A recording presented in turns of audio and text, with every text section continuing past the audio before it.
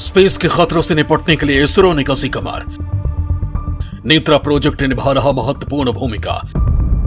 Missile या अंतरिक्ष हमले से करेगा सतर्क। अंतरिक्ष यान की जासूसी के बारे में दे रहा जानकारी। दोस्तों, भारत तकनीकी क्षेत्र में एक के बाद एक नए आयाम स्थापित करता जा रहा है। भारत की अंतरिक्ष एजेंसी इसरो इसमें सबसे बड़ी भूमिका निभा रही है। एक के बाद एक सफल अंतरिक्ष मिशन के बाद भारत ने अंतरिक्ष में नई कीर्ति स्थापित की है। चंद्रयान 3, गगनयान जैसे बड़े प्रोजेक्ट को लेकर वो पूरी तैयारी कर चुका है। वहीं स्पेस के खतरों से निपटने के लिए भी उसने कमर कस ली है। चंद्रयान 2 के अभियान के दौरान ही इसरो ने नेत्रा प्रोजेक्ट की शुरुआत की थी। ये एक चेतावनी प्रणाली है जो अंतरिक्ष में भारतीय उपग्रहों को स्पेस डिब्रीज और अन्य खतरों का पता लगाता है। ये प्रोजेक्ट क्या है और इस प्रोजेक्ट में क्या क्या काम किया जाएगा, इसकी सारी जानकारी मैं आपको इस वीडियो में दूंगा। तो इसरो के नेत्रा प्रोजेक्ट के बारे में जानने के लिए आप ये वीडियो अंत तक जरूर देखिएगा। तो शुरू करते हैं ये दिलचस्प वीडियो। दोस्तों, नेत्रा प्रोजेक्ट इसरो के लिए एक महत्वपूर्ण प्रोजेक्ट है। इस प्रोजेक्ट को लेकर वैज्ञानिकों का कहना है कि भारत के पूर्वोत्तर इलाकों में भारतीय अंतरिक्ष अनुसंधान संगठन का नेत्रा स्पेस सिचुएशन अवेयरनेस यानी SSA सिस्टम तैनात किया जाएगा। इस रडार की रेंज 2500 किलोमीटर तक है। नेत्रा के हिस्से के रूप में एक ऑप्टिकल टेलीस्कोप लद्दाख में सरस्वती माउंट पर स्थापित किया जाएगा। ये रडार 2500 किलोमीटर की दूरी पर 10 सेंटीमीटर की वस्तु को ट्रैक कर सकता है। रडार के तैनाती स्थान पर इसकी तरंगों को अपने मन मुताबिक केंद्रित करके रेंज को 4000 किलोमीटर तक बढ़ाया जा सकता है। इस space situational awareness control centre का औपचारिक उद्घाटन 14 दिसंबर 2020 को इसरो के चीफ डॉक्टर के सेवन ने किया था। इसका मकसद अंतर्राष्ट्रीय एजेंसियों के समान भारत में SSA गतिविधियों के लिए अत्याधुनिक सुविधा देना है। SSA के लिए समर्पित नियंत्रण केंद्र का काम नेत्रा प्रोजेक्ट के तहत किया जा रहा है, जिसे network for space object tracking and analysis कहा जाता है। अंतरिक्ष में कई पुराने उपग्रहों, मलबे आदि की भीड़ हो रही है। यही वजह है कि नेत्रा परियोजना शुरू की गई है। एक रिपोर्ट के अनुसार 400 करोड़ की लागत से तैयार इस चेतावनी प्रणाली से भारत भी उन चुनिंदा देशों में शामिल हो गया है जो स्पेस डिब्रीज से होने वाले खतरों का पता लगाने के लिए इस तरह की चेतावनी प्रणाली का प्रयोग करता है। विशेषज्ञों का कहना है कि ये सिस्टम हमें किसी मिसाइल या अंतरिक्ष हमले से भी सतर्क करेगा। यानी कोई दुश्मन देश हमारे देश पर हमला करना चाहेगा तो हम नेत्र के जरिए पहले ही सचेत हो जाएंगे। नेत्र प्रोजेक्ट के लिए इसरो ने कई उपकरणों का इस्तेमाल किया है, जैसे radar, telescope, data processing unit और एक कंट्रोल सेंटर इसमें शामिल है। ये प्रणाली स्पेस डेब्रीज के 10 सेंटीमीटर से भी छोटे मलबों को 3400 किलोमीटर की सीमा तक और लगभग 2000 किलोमीटर की अंतरिक्ष कक्षा तक ट्रैक कर सूचित करने में सक्षम है। SSA प्राप्त करने के लिए इसरो लेह में लगे लंबी दूरी वाला टेलीस्कोप और उत्तर पूर्व में लगे रडार, श्रीहरिकोटा के सतीश धवन अंतरिक्ष केंद्र में लगे मल्टी ऑब्जेक्ट ट्रैकिंग रडार, पोनमुड़ी और माउंट आबू में लगे टेलीस्कोप की मदद लेगा। एक रिपोर्ट के मुताबिक इसरो की नेत्र प्रणाली का अंतिम लक्ष्य 36,000 किलोमीटर पर स्थित जियो स्टेशनरी ऑर्बिट और लो अर्थ ऑर्बिट पर नजर रखना है, जहां संचार उपग्रह और रिमोट सेंसिंग उपग्रह काम करते हैं। दोस्तों, यहां आपको बता दें कि वर्तमान में 36,000 किलोमीटर की जियो स्टेशनरी ऑर्बिट में भारत के 15 संचार उपग्रह हैं। 2000 किलोमीटर तक के लो अर्थ ऑर्बिट में 13 रिमोट सेंसिंग उपग्रह और मध्य पृथ्वी की कक्षाओं में 8 नेविगेशन उपग्रह मौजूद हैं। नेत्रा प्रणाली की मदद से किसी भी प्रकार के होने वाले खतरों पर नजर रखी जा सकेगी और करोड़ों की लागत से बने उपग्रहों को होने वाले नुकसान से भी बचाया जा सकेगा। इस प्रणाली से अन्य उपग्रहों के किसी प्रकार से कक्षा परिवर्तन के पीछे उद्देश्यों को समझने में मदद मिलेगी और साथ ही ये जानने में मदद मिलेगा कि क्या वो हमारे अंतरिक्ष यान की जासूसी कर रहे थे या नुकसान पहुंचा रहे थे। नेत्रा प्रोजेक्ट के आने के बाद इसरो ने एक और मुकाम हासिल कर लिया है, जिससे भारत का स्पेस शक्ति के रूप में स्थान और भी मजबूत हो गया है।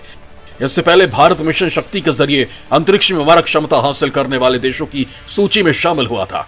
मिशन शक्ति से भारत ने इसरो और DRDO के संयुक्त प्रयास के द्वारा विकसित भारतीय मिसाइल से लो अर्थ ऑर्बिट में संदिग्ध सैटेलाइट को मार गिराया था। दूसरे ये भी है कि सामान्य मिसाइल के मुकाबले एंटी सैटेलाइट मिसाइल बहुत ही अलग होता है। दूसरे मिसाइल जहां लक्ष्य से टकराने के बाद ब्लास्ट होते हैं, वहीं एंटी सैटेलाइट मिसाइल काइनेटिक किल मैकेनिज्म पर काम करती है। इसके वॉरहेड पर एक मेटल स्ट्रिप होता है। सैटेलाइट के ऊपर मेटल का गोला गिर जाता है और वो उसे गिरा देता है।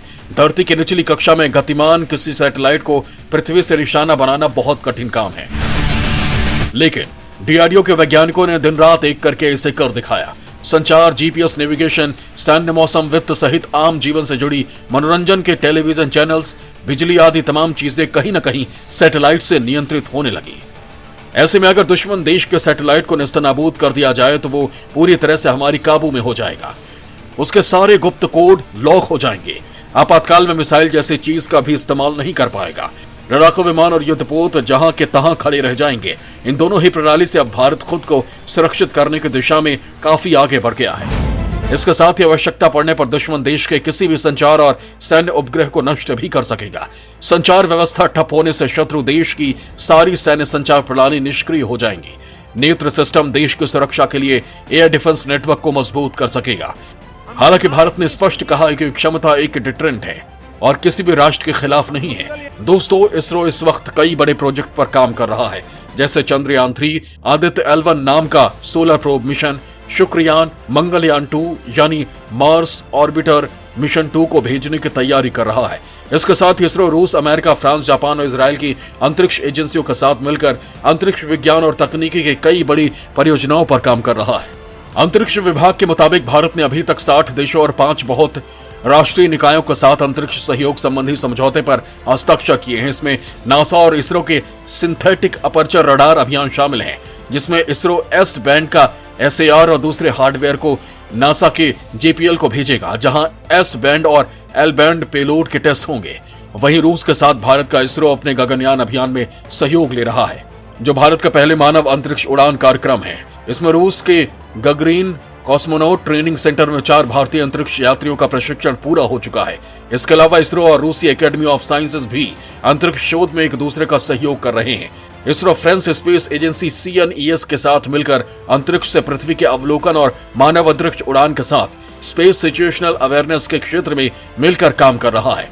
SSA के तहत अंतरिक्ष में कचरे और अन्य पिंडों पर नजर रखी जाती है जो पृथ्वी का चक्कर लगाते हैं। इसके अलावा इसरो फ्रेंच गुयाना में अपनी एक ग्राउंड स्टेशन बनाने की तैयारी कर रहा है। इसके अलावा इसरो जापान के स्पेस एजेंसी JAXA के साथ चंद्रमा के अन्वेषण, सैटेलाइट नेविगेशन और पृथ्वी के अवलोकन पर काम कर रहा है। दोनों Indo Japan lunar polar exploration अभियान के पहले चरण का अध्ययन कर रहे हैं, जिसमें लैंडर रोवर में शामिल होने वाले उपकरण का सुनिश्चित करना भी शामिल है। इसके साथ ही इसरो यूरोपीय स्पेस एजेंसी के साथ मिलकर चंद्रयान 3, आदित्य L1 जैसे कई भारतीय अभियानों के लिए नेटवर्क और सक्रियाओं में सहयोग पर काम कर रहा है। गगनयान मिशन के लिए ऑस्ट्रेलिया के कोकोस किलिंग द्वीप पर इसरो का ग्राउंड स्टेशन बनाने के लिए भी काम चल रहा है। इजराइल के स्पेस एजेंसी के साथ भी बातचीत चल रही है, जिसमें इलेक्ट्रिक प्रपल्शन सिस्टम को इसरो के छोटे सैटेलाइट के साथ भेजा जा सके। दोस्तों, भारत के प्रमुख अभियान चंद्रयान 3, गगनयान और आदित्य L1 हैं, जो कोविड-19 महामारी की वजह से 2 साल से टलते आ रहे थे। लेकिन अब इसरो इन मिशनों को अंजाम देने के लिए दिन रात काम कर रहा है। अब आने वाले समय में इसरो इन मिशन के जरिए अंतरिक्ष में अपना स्थान मजबूत कर देगा, जो भारत के लिए बहुत ही गर्व की बात होगी।